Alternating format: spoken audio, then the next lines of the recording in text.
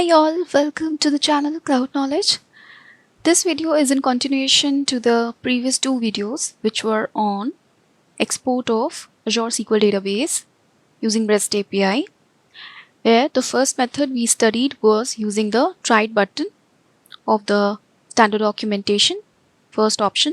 Then the second option was using the Postman tool, and in the current video we will study about this third option using code or program. Okay, so let's go to the official documentation here, which is databases export, same documentation which lies under the getting started with REST. We have this export to, we have this exports a database HTTP request, the post request here. This request we have studied that it will be in the form of this URL and it will hold the subscription, resource group, server, database, API version, etc.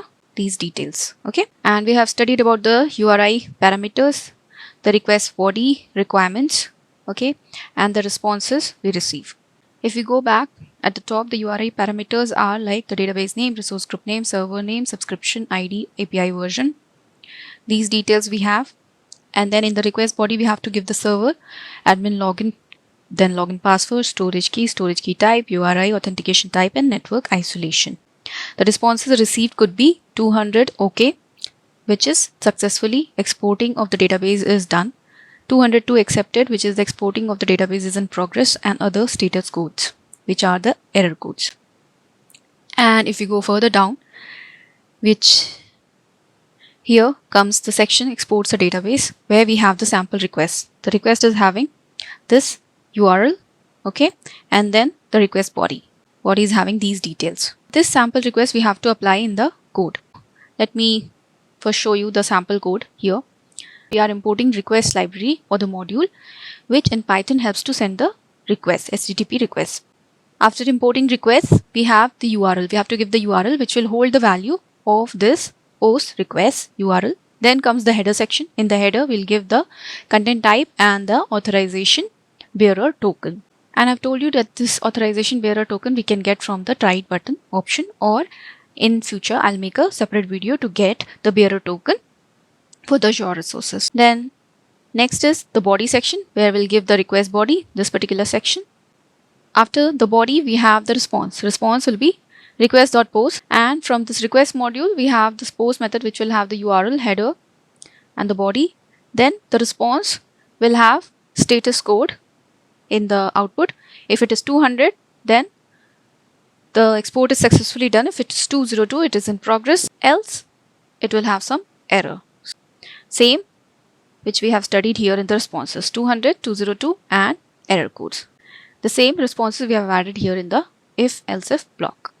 Now this code is already copied and pasted into the Visual Studio here in the Python application 1.py file, and we will execute this. But before execution, let me reiterate about the storage account where the backpack will be created and the SQL database details. So let's go to the Azure portal.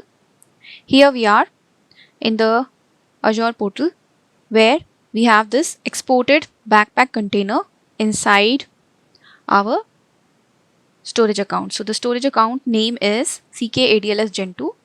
Inside this we have a container called as exported backpack. Here we are going to land that backpack export file, and the backpack export file URI, in the URI we have mentioned it as backpack export through codes, hence we have added this code.backpack. Okay, previously we have made it through Postman tool, and before that using the tried button. So those two backpacks already exist here. We will make it through the code today. Now let me go to the server. Here we are in the CK SQL DB test server. In the server, under the data management, we have the import and export history. Here we could see the export of the database happening. Okay, then if we go back to another tab and open the SQL database, we'll have the database related details. Database is CK SQL DB test. If we go to the code, here we have the details. Here we have the subscription ID, then the resource group name, server name, CK SQL DB test server, database is CK SQL DB test, and the API version. Okay, then comes the authorization bearer token. If we go to the documentation at the top and open this tried button, and log in through the same ID with which we have logged in to the Azure portal, we'll get the authorization bearer token in the request preview. We'll just copy this bearer token and paste it here.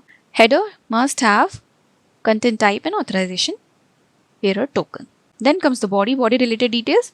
Storage key type will take the access key. This is storage key will take from the storage account. If we go back to the storage account here into the container, if we go to the storage account, in the access keys, we'll get the keys here. We'll take the key from there. We'll take the key from here and we'll paste the key here. Then the server admin login and password. It's SQL authentication. That's why the type is SQL. And then the response status code conditions. Let's now click on Start. Exporting the database is in progress. Press any key to continue. So the export is in progress. Start time is mentioned here.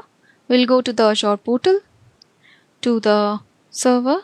Here we'll click on refresh in the import export history, and we could see that the export database operation is in progress. We'll go to the Gen 2 storage account. We'll go to the container section, and inside the containers, we'll wait for the third backpack to be created here. That is the backpack export code.backpack. Let's wait for some time.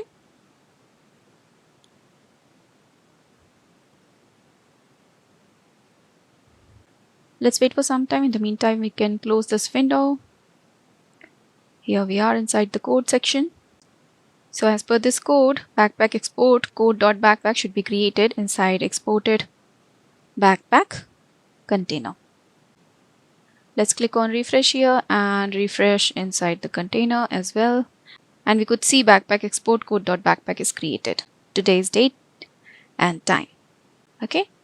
So this is how we can export Azure SQL database using REST API through code.